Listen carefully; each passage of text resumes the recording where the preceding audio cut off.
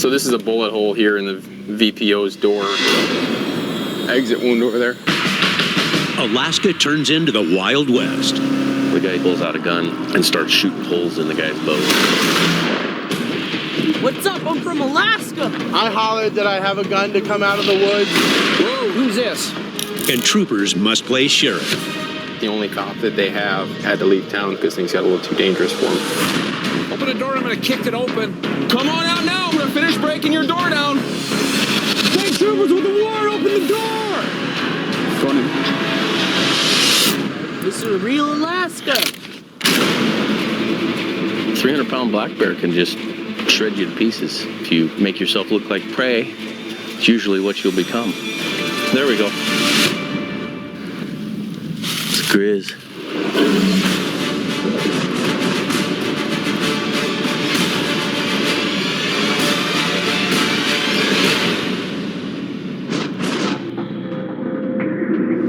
Miles north of the Arctic Circle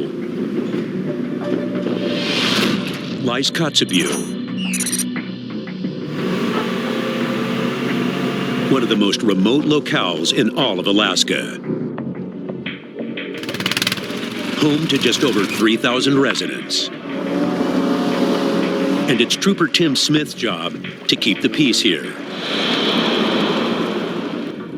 Been here for just over 2 months now, and I just transferred out of Palmer Post.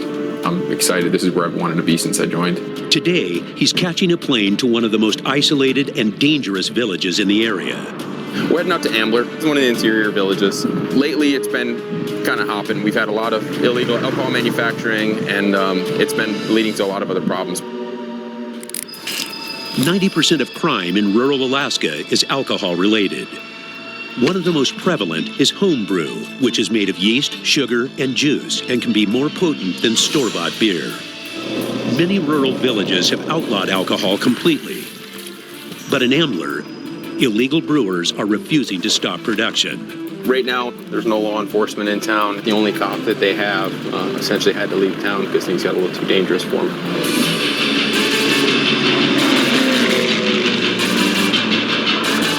You can draw an alcohol nexus on just about anything that happens in Western Alaska. If we were to get the homebrew off the streets, most of our crime in Western Alaska would probably go away. After over an hour-long flight, Trooper Smith heads straight to the home of the village police officer. So this is a bullet hole here in the VPO's door, and this is why he's currently not in town. There's a bullet hole, exit wound over there in that window. Hello? Hello? They left town for a couple of weeks because things were getting a little too dangerous for him. Smith wants some answers and heads to the source, the home of one of the village's most notorious suspected brewers. It's like not your Wild West, huh? That's when you could just have a gun pointed at you the window and you wouldn't know. He's got a sign here that says, "No trespassing. If you're law enforcement, show a search warrant. If I'm under arrest, show me an arrest warrant. If you don't have any of those, turn around, don't come back. Thank you." So, anyways, that's what I'm dealing with. I think he knows I'm not going to abide by that. I don't like walking up to somebody's house who's already a little hostile. He's got a padlock on the door.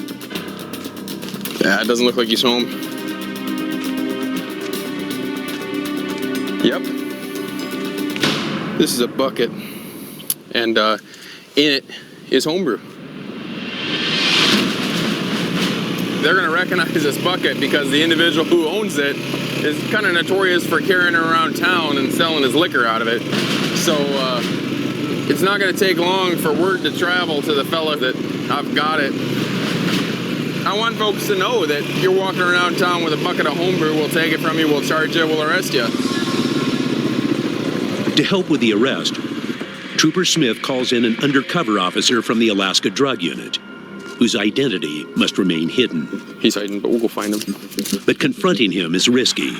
Bootlegging is big business in these remote parts, and the suspect might not give it up without a fight.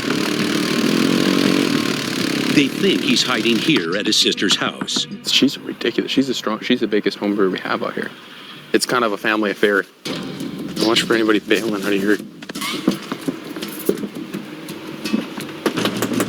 Hello. Hey, what's happening? I've got numerous reports that you're running. Yeah, as long as I breathe, they're always, spin something on me. It's because you're brewing.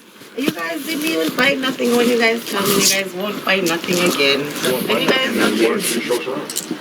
Well, get a search warrant. Is this brew going on right here with the door open inside the shed? I can see an open bag going on here, and I smell brew coming out of there. There ain't nothing. You guys don't be Okay. nothing. Well, I'm not searching. Your door is open, and I can see an open bag right here, and I can smell it right here. There's nothing in there for you Okay. to search. So. Well, you're brewing right here in your shed. No, if I was brewing, you think I would leave the door open? I'm not that stupid. Well, I'm not saying that you are or you aren't, but I'm saying that that looks a heck of a lot like brew coming out of that bucket right there. You know what? You guys get a search warrant and get out of my property. Okay, My lawyer. okay. Well, then you come any closer, okay, and we're gonna have problems, all right? You're not gonna shut this, all right? Because right now, what I'll do is I'll seize it and apply for a search warrant for the shed if that's what I have to do, okay? Okay. Don't get smart with me, okay? Get a search warrant. Okay? Yep. Get a search warrant. If she's brewing in here, then she's gonna have ingredients in there, which I mean, she could easily be dumping that stuff right now. So if we're gonna apply for a search warrant, we need to seize the whole place.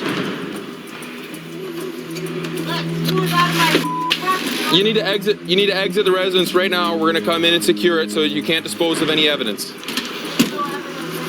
Okay, well then, you and everybody else inside needs to come outside while we apply for a search warrant. I get a strong odor. You can either come to the door or we're gonna break the door. I'm gonna give you to the count of 10, and then we're gonna come inside your house, and we're gonna seize your residence in anticipation for a search warrant. Okay? You wanna breach? Yeah. Oh, come on out! Come on out now! Come on out now! I'm gonna finish breaking your door down. Okay, come on out, and everybody else. Come on out. Everybody else needs to exit the residence. Come on out. Ma'am, you need to exit the house. But her brother, their suspect, isn't there. Get your guys out of here right now. Right now, both of you guys. Get out here. Get out. We're gonna sue you guys. You guys are gonna get sued big time. We're well within our law of being able to do that. I'm not trying to play around with you. I told you what we were doing. I'm not gonna stand out here in the rain. Well, I didn't ask you to. You don't have to stay here at all. Innocent until proven guilty. What happened to that? There was a strong odor of alcoholic beverage coming out of the residence. After an hour, Nice. they get their search warrant. You want to start with the res, or do you want to see what's in this? See what's in this bucket. Oh yeah. Yeah, there's gonna be brew still left in there. This brew gonna need some measurable amount at the bottom. That's an old homebrew bag, and that's a bottle of Rich and Rare. Are those gas funnels, or that got brew in those funnels there? Hopefully that's gas, but that could be brew, couldn't it? Yeah, that's what I'm hearing the latest trend is. But the most damaging evidence is inside the house. You know what this is? She tried to hide it by pouring it into her honey bucket. Honey buckets are crude toilets. We got evidence tampering here. Yeah. Most folks out here don't have plumbing. The owner of the residence ran into the bathroom, tried to dispose of evidence. But the deal is she can't flush it. So what I was pouring out was a mixture of homebrew, urine, and stuff from the honey bucket. Now we're in a position where we need to make our arrest. They head to the woman's mother's house. Troopers, What can I do for you? is around? She said she was gonna come over here. We just went and did a search warrant on She her. didn't come here. Huh? She jump in somebody's boat and head up to camp? I don't think so. But Smith's not buying it. Well, that confirms my suspicions then that as soon as she left, she hopped in somebody's boat and headed down to camp. So they head to the river to track her down. That's the problem. Let's find her. Right down there, so. Let's go run down there and stop him. What are you guys doing down here? But these boaters aren't their suspects. You guys try some fishing? No. Their suspects most likely went upriver and disappeared into the fish camps. Both folks and their family ended up taking off and kind of fleeing town. We'll come back and we'll arrest her. She's not running from the crime. We'll still get her. But the troopers have stumbled upon more evidence of alcohol infiltrating the villages. Gas jug, gotta take that in so nobody steals it, huh? Yeah. I got a little odor of booze, so somebody's got some booze on him. Oh. Who is it? Well, I see the empty jugs down there. Was that where they had the brew in it? No, we picked up trash. Okay. Do me a quick favor, man, real quick. Since you're the driver of this boat, you can count, right? Everybody can count, right? I can count. Can you count backwards for me from 69 to 54? 69 to 54? Yeah, can you do that? Man, I'm old, dude. You know, I'm getting there myself, but can you do that test for me? 69 to 54? Yeah. Okay. 69, 54. What? Please don't disrespect me. Okay, I know that you've been drinking tonight, and we both know that you had a little bit to booze. Just go ahead and wrap your lips around here and go ahead and blow through the tube. Keep on blowing. We'll hear it click. Keep going. Good. Okay. PBT's at 231. The problem is that you've had a substantial amount to drink tonight, whether you're driving a motor vehicle, all right, whether you're driving a fishing boat, or whether you're driving a four-wheeler. You can't be driving drunk, okay? And you're drunk, so you're gonna go to jail for DUI. He had 2 jugs of homebrew that he had consumed while he was out fishing. What if you crash into somebody else who's on the boat? It's not the brother-sister homebrewer team they wanted, but the arrest makes the streets of Ambler safer tonight. Most of the crime here in the village is alcohol related. So every time that we can get some of that homebrew off the streets, we could be potentially saving lives. Across the state, it's only 11 o'clock at night in Fairbanks. And Trooper Ryan Lott's night is heating up. It looks like there's a vehicle just stolen from Lakeview Terrace. They should be coming down this way, see if we can find them. And when pursuing fleeing suspects, Alaska's almost 24-hour summer daylight gives troopers an advantage. But Lott's not the only chase car. The car owner is also pursuing the stolen vehicle. What type of vehicle was the complainant that was out chasing them that been in? Trying to get more information back, but unable to contact them at this point. Nearly 60% of all Alaskans are armed, so Lott must find them before the owner takes matters into his own hands. The advice that the police had located the vehicle. Really, they ditched it. They both took off running. With the suspects and owner in a foot chase, Lott's now driving into a potentially life-threatening call. From a lady across the street, she says that she hears sounds like somebody's possibly getting beat up. So now someone's calling and saying that someone may be in some kind of physical altercation. This could be just about anything. He's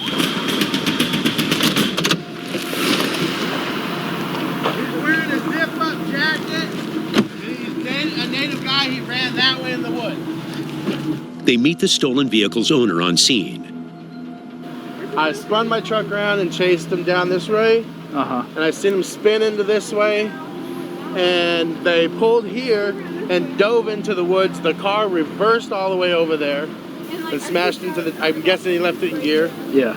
I hollered that I have a gun to come out of the woods. The lady came out, the guy ran. They detain the female passenger. He's gonna go to jail for like ever. Going over here or over there? We went in right there, sir. Right there where it's breaking. Looks like we got probably one person that fled on foot in the woods. And quickly set up a perimeter to block the man's escape. Go around, man. Somehow come over here. Trooper Lott heads in to flush him out. But he could be walking right into a trap.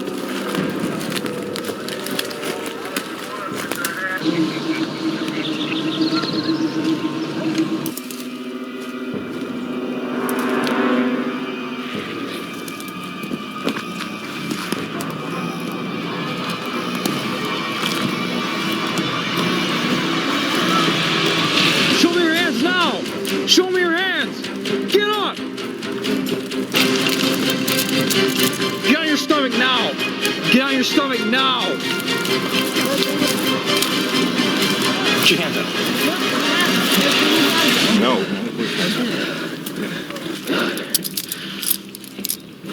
Are you the guy that arrested me last time? Yeah, I am the guy Yeah. that arrested you last time. Am I on Alaska State Troopers?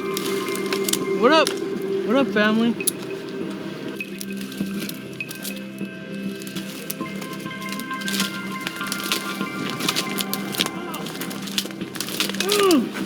Keep walking. Watch out for that big mound of dirt there.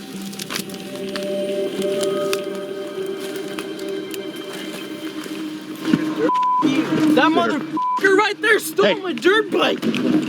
I'm not. Hey, calm down. Dude, that guy. My dad saw it. That guy's a thief in my. I'm going. What's up? I'm from Alaska. What's up, cousins? This is real Alaska.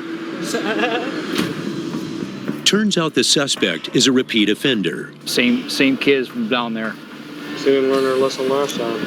There was a case that I had last winter where some juveniles stole 2 vehicles. It was him and a friend, and we caught them for the same thing, vehicle theft. Into my butt. Keep on. This PBT is 209. See my homies?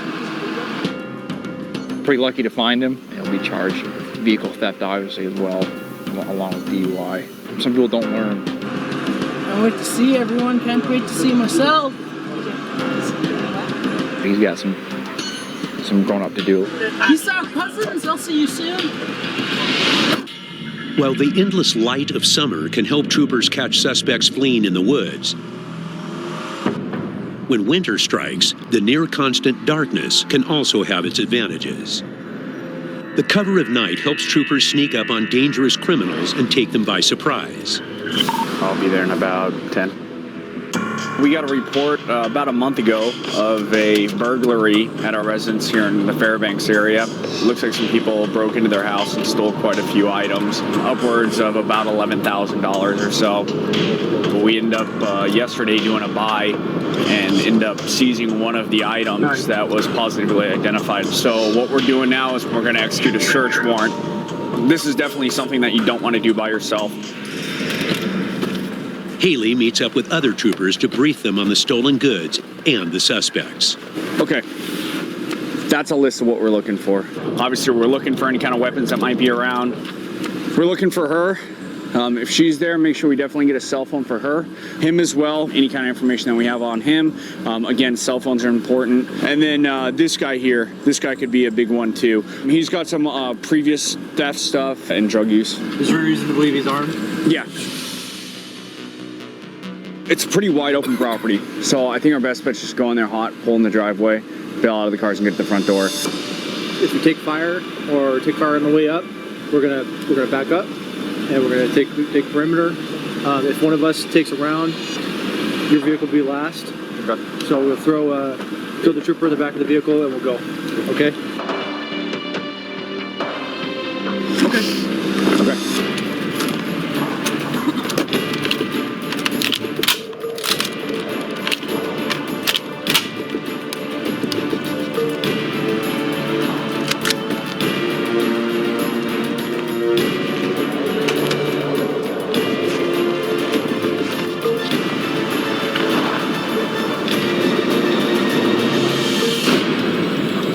Sure if these people know that we're coming right now.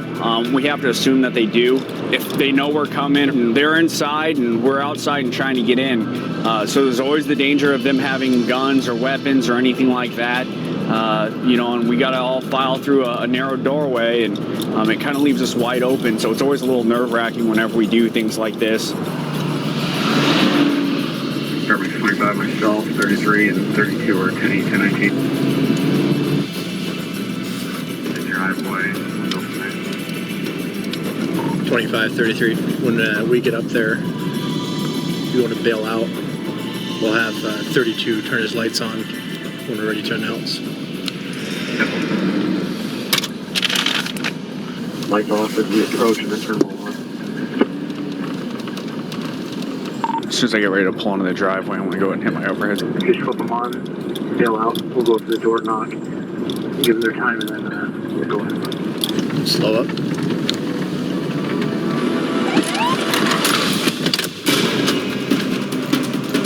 State troopers with the warrant! State troopers with a search warrant! State troopers with a search warrant! State troopers with a warrant!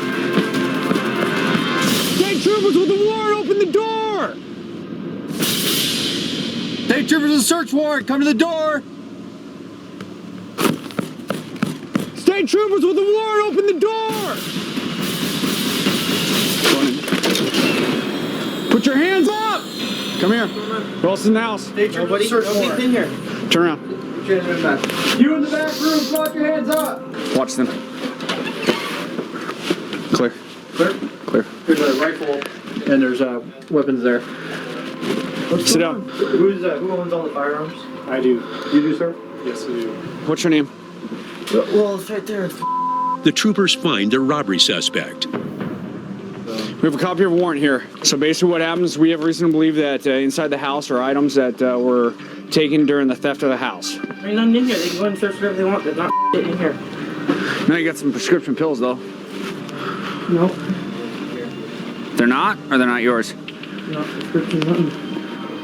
Okay, listen, man. The faster you cooperate with me, the faster I can get you out of here, okay? If you're complicating things and you're not being honest with me, then it's just longer we're going to be in here. If you guys ask me any questions. Is that what your choice? You want a lawyer? Yeah. Okay. Go ahead and sit back down.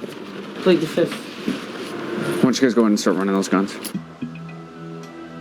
You guys allowed to just take pictures of all my stuff? Yep. Not like a violation of my privacy. This search warrant takes away your right to privacy. That's what the search warrant does. 10-9. You check the back? Nothing we're looking for.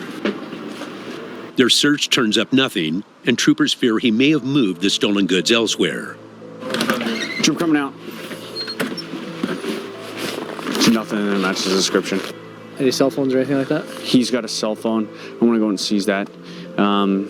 He's a suspect in a few other things in addition. Although this investigation stalls, almost 450 miles west, back to the Arctic hub of Kotzebue, Trooper Gordon Young is on the trail of another thief. We're trying to hurry and get to Norvik right now. We got a suspect in a burglary. Someone burglarized the village of Norvik's only store, getting away with $9,000 worth of goods essential to life in the rural village. My suspect is trying to flee the town right now, so we're trying to hurry and get there before he goes.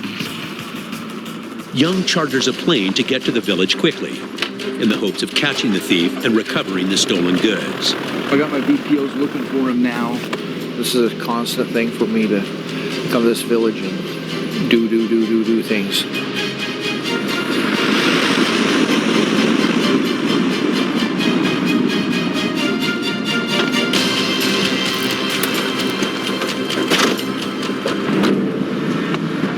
Dude, the whole town knows I'm here, I guarantee it.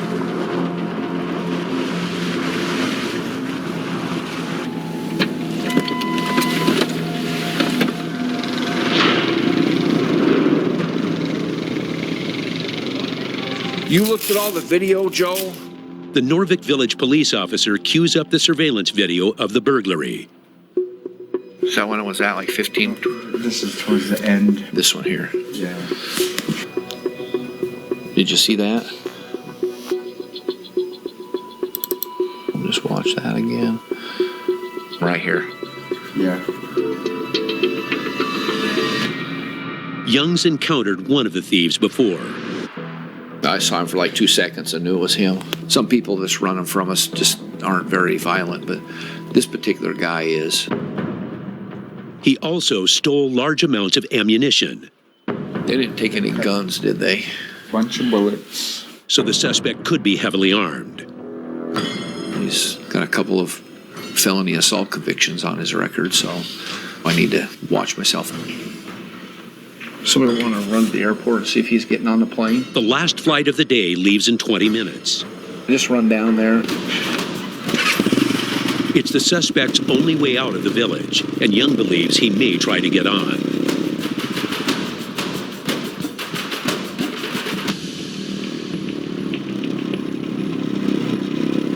Where's a grayish blue jacket?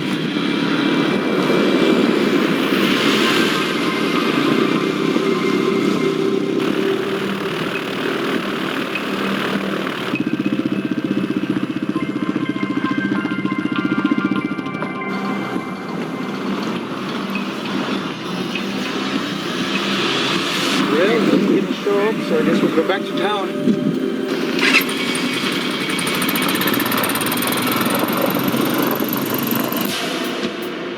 The investigation shifts to a manhunt.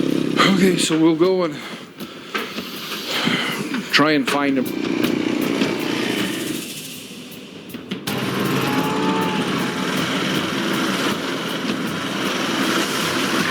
Young heads to the burglar's last known location.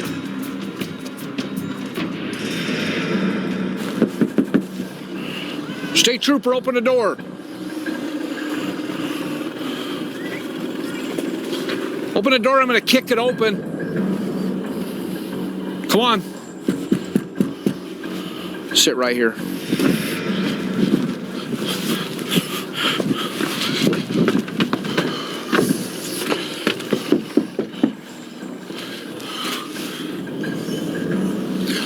Hey, who's this? Howdy, how are you? Whoa, who's this? Hey. Who? What's his name? Hey, come talk to me again like that. What's his last name? Okay. Come open the door. But I'm gonna come in. Who's out in the shack now? So, somebody probably might want to open the door. I'm gonna kick it open.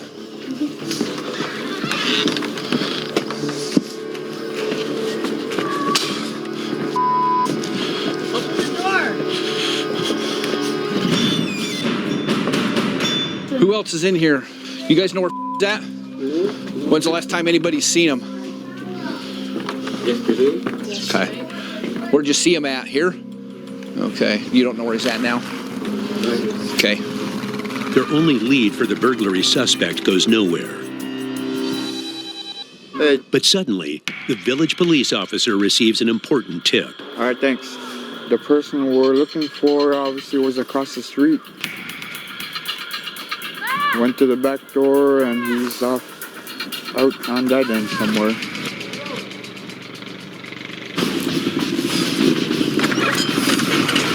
Let's go.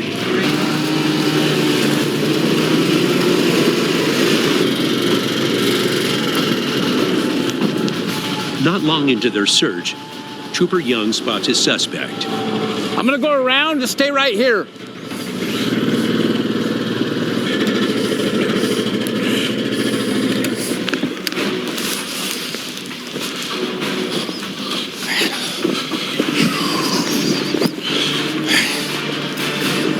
So,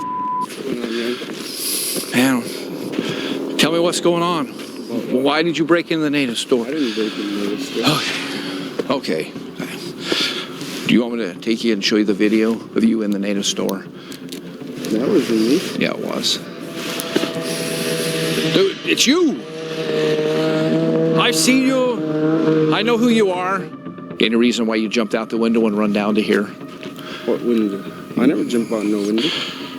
Anything else you want to tell me? Okay, you're under arrest. You gonna cooperate with me? No. Okay. Turn around, go this way.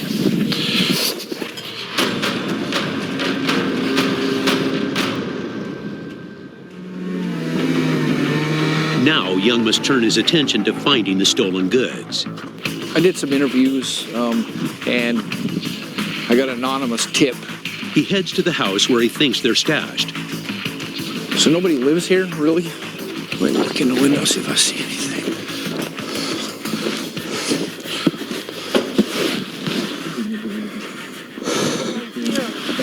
Oh, it's underneath.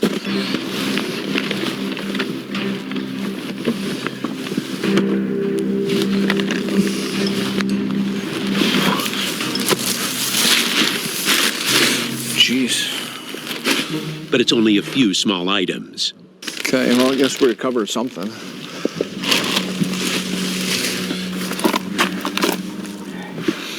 .12 gauge shells. They were buried in the snow. Young fears the man's already sold the rest of the loot. But then, Got one box of 12 gauge shells. Have all kinds of stuff in here. Up in the attic there. Oh. This right here is probably about $400. Just this little box right here, $100. This is probably $800-900. Just a box here. Yeah, $500. I was shocked. I was surprised that the stuff was actually still here. Probably a couple, $3,000 or $4,000 worth of stuff I've recovered. Up here, it's hard to have troopers stationed here. I wish we could have them in the community all the time. I'm happy for these guys. It helps the native store recover some of their stuff so they're not out a whole bunch of money. I'm in this for the community. That's what I'm doing. Over 500 miles south in the Matsu Valley. MACOM 5B2 tonight. Wildlife Trooper Sergeant Doug Massey responds to a hunting call deep in the Alaskan backwoods. I got a complaint about one bear baiter says another bear baiter is compromising his safety because he's put a station real close to his, and he thinks that he might get hit by a stray bullet. Beginning in April, baiting is allowed to make bear hunting easier. But they make Massey's job much more dangerous. We've had a lot of bear problems, particularly in the past week. Last year, we had record snowfall. It was rough on every animal, moose, bear. Everything's a little bit behind this year. You know, they've been out for a couple weeks now, just starting to get moving, getting real hungry. On today's patrol, he's teaming up with rookie wildlife trooper Ernie Brent. My gun right on top of yours. I can get to mine first. And getting to the bait takes them straight into bear country.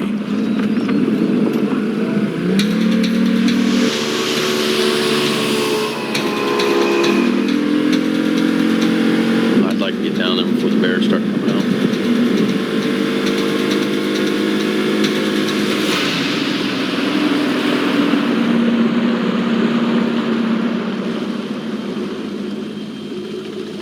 Remember on this one, he did kill a black bear here a while back. If he hauled the carcass out, it's not going to be a problem, but if he left the carcass here, there could be one on it right now. They're kind of do what they want to do. Watch yourself.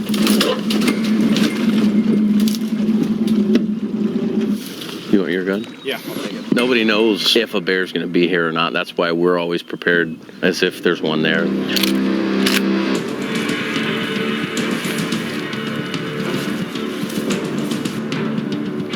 300-pound black bear can just shred you to pieces. You know, we've had numerous documented human fatalities from bears.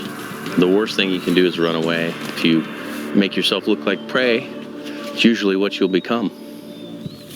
What I like to do is just talk normal, like make noise, because the last thing you want to do is sneak up on one. Yeah, surprise a bear. It's not a great idea. That's why we carry the big guns.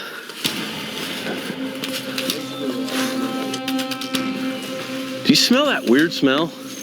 Ugh, man. Something's been here. It's not long before Massey discovers there are much bigger dangers here. There we go.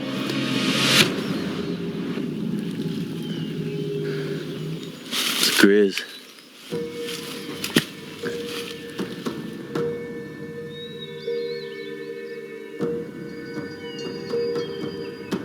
They'll get a grizzly in here and it'll just chase off all the black bears because they're the dominant bear. There's plastic chewed up right there. Take pieces off the site and you can see where they've been chewing on that. Great.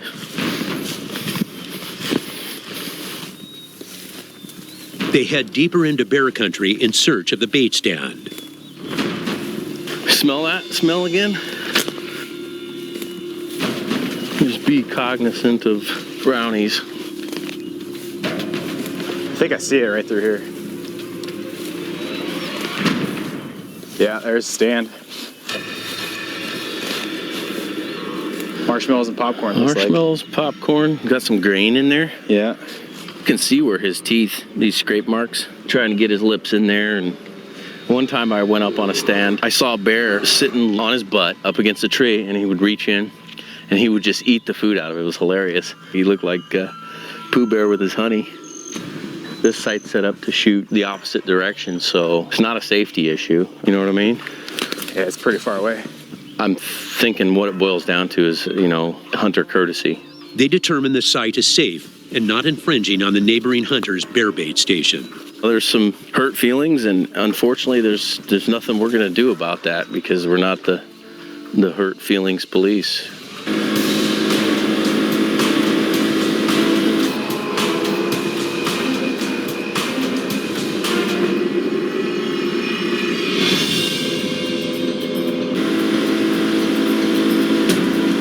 Back on the Deshka River, they patrol the Spring King salmon run to make sure the sport fishermen aren't playing dirty. It does get pretty competitive. People fighting over fishing spots, fighting over fish. I remember a straight up throwdown right there on the riverbank. The guy pulls out a gun and starts shooting holes in the guy's boat. So yeah, it gets pretty crazy sometimes. You guys ready? Yep. Coming up. They start by checking this year's fish count at a monitoring station downriver. Only 717 fish. That's pretty sorry. What they do is they actually manually count the fish one by one as they swim through like a little gated area. This is what determines whether we stay open or we close, right here. Massey and Brent know they must keep a sharp eye out for violators taking more than their fair share.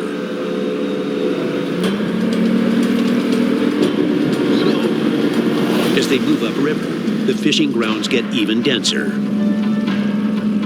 Suddenly, lady's telling us there's a violation over there in the red boat. Kind of whispered as I went by that there's a violation in the red boat, so we're gonna talk to the blue boat real quick. He just landed one about 35 pounds and he put it on the string and he's continuing to fish. The one in the puffy jacket? Yeah. He's the one that kept one? He's already. I don't want to make it too obvious, so I'll swing around here in a minute. if the suspected violator decides to run, the results could be deadly on such a crowded river. Mind if we come alongside you? Hey, like that? Yeah, we've had a few. Yeah. A lot of small ones. Yeah. Good idea. Awesome. You got some proxy paperwork? Okay, good. A proxy allows fishermen to harvest fish for other Alaska residents who are unable to fish for themselves. Thanks, guys. All right, guys, take it easy. You know, we can go out and write hundreds of tickets, you know, in a couple of weeks, but a lot of times, you know, it works out better to just, you know, educate. Just making sure, want everybody to be safe.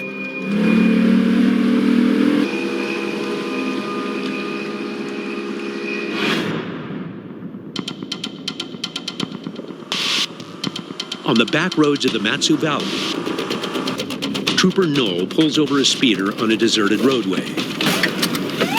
Never a routine traffic stop in a state with the highest reported rate of assaults on officers. Nothing can compare to being a trooper in Alaska. Your backup can be 30, 40 minutes away. You've got to learn how to think on your feet and handle situations by yourself, you know, knowing that it's going to be a while before you have anybody there to back you up. How you doing? Oh, not too bad. The reason I'm stopping you is you were driving 45 up Horizon, and then you turned down to Polaris without using your turn signal. Oh, my bad. Do you have ID on you, ma'am? But just sit tight, I'll be back in a minute, okay?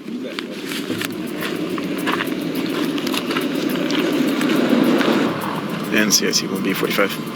I'll be 45. 2729 times 2. Is valid Delta. He's on probation for mix 2. He also has a DC warning on file. 10 for it. Knoll just pulled over one of the most notorious meth cooks in the history of the Matsu Valley.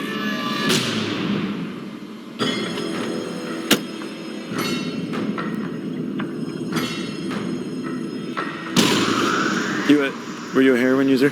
Me? Yeah. Methamphetamines. Meth. Did you smoke it or inject it? Actually, I made it. Oh, you cooked it? And I did 10 years on it. Interesting. He's a known meth cook. He's on probation. He doesn't want to go back to jail. He knows that I'm the only one out here Right now we're about 15 miles away from the closest backup, and we're in a neighborhood out where people wouldn't be too friendly to our presence anyways. Hey, why don't you step out real quick? You on probation, man? Yeah. What's that, for mix? Yeah. And just keep your hands out of your pocket. How much longer are you on probation for? 2016 or something stupid. Okay. What's this here? Good question. Butterfly knife? Damn it. What do you have a butterfly knife for? I'm allowed to have a 3-inch knife. It's a gravity knife, it's illegal. Oh. Yeah.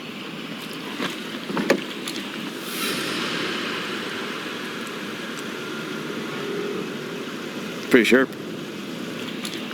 All right, just step back here. Stupid. There's still one more person to question. Hey, just keep your hands up where I can see it. Any guns in the car? No. Are you a user? No. I've been clean for 3 weeks. 3 weeks? Yes, sir. What do you use when you're... I usually use heroin, but What's this here? I don't know. All right, just sit there, keep your hands up on the dash, okay? He had 3 knives on him. You know, he was prepared for some sort of interaction. Noel calls the driver's probation officer. Hey, it's Trooper Noel. Can you hear me okay? I'm out here with one of your clients out off of KGB. He had 3 knives on him. He had a gravity knife, he had another pocket knife, and then he had a 10-inch hunting knife on him. He had a baseball bat behind his driver's seat. All right, will do. All right, thank you.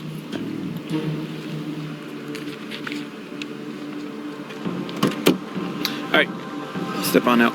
Here's the deal, man. Huh? They want you to report first thing in the morning. That gonna be a problem with you? Okay. Here, we'll walk up to the truck and take these off. Can I grab my pocket knife? No, just leave that there. Be grabbing any knives. Problem if I claim it? Huh? I'm allowed to have a 3-inch pocket knife.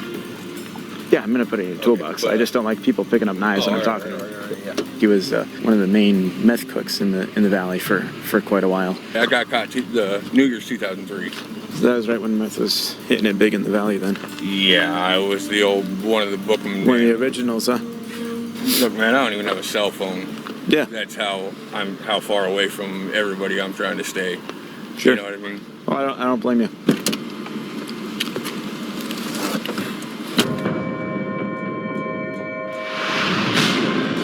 It's mid-spring in Palmer.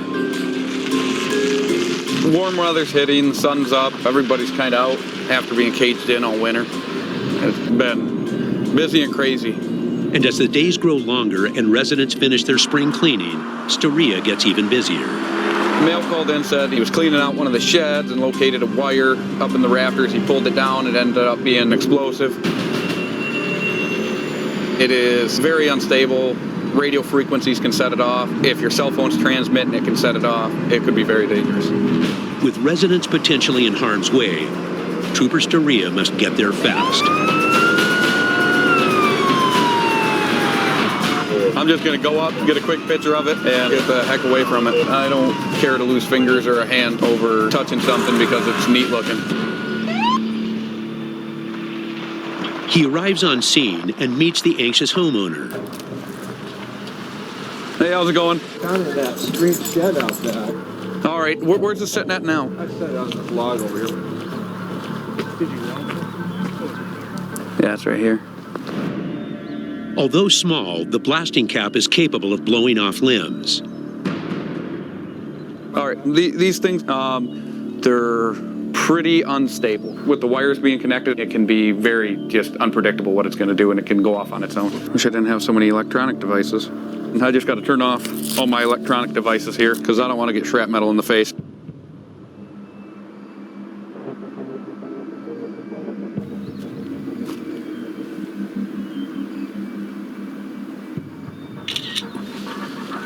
The device is armed, so Storia calls in the bomb squad. Okay, that is indeed a commercial blast cat. Go, we'll be on our way up there. I'd like you to stay. That way, if we have to do an evacuation, we will mitigate that problem. All right. Now it's a waiting game. I don't know how big of an explosion it can make, so we got to get it disposed of properly.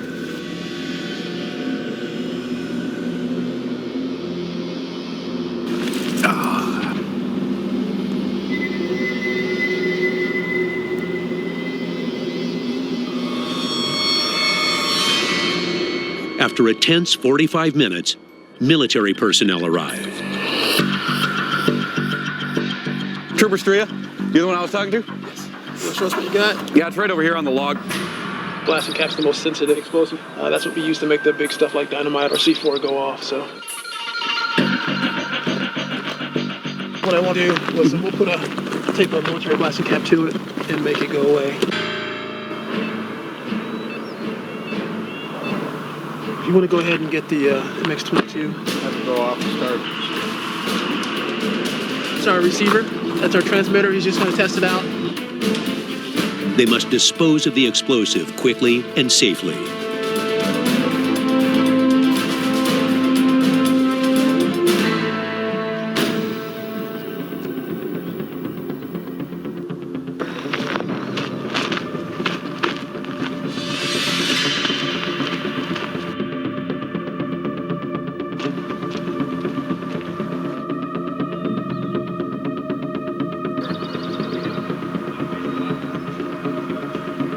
If we could go back to the trooper's vehicle, should be good to go back there.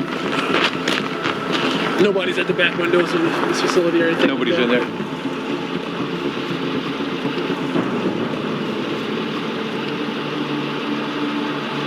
Farno! Farno! Farno!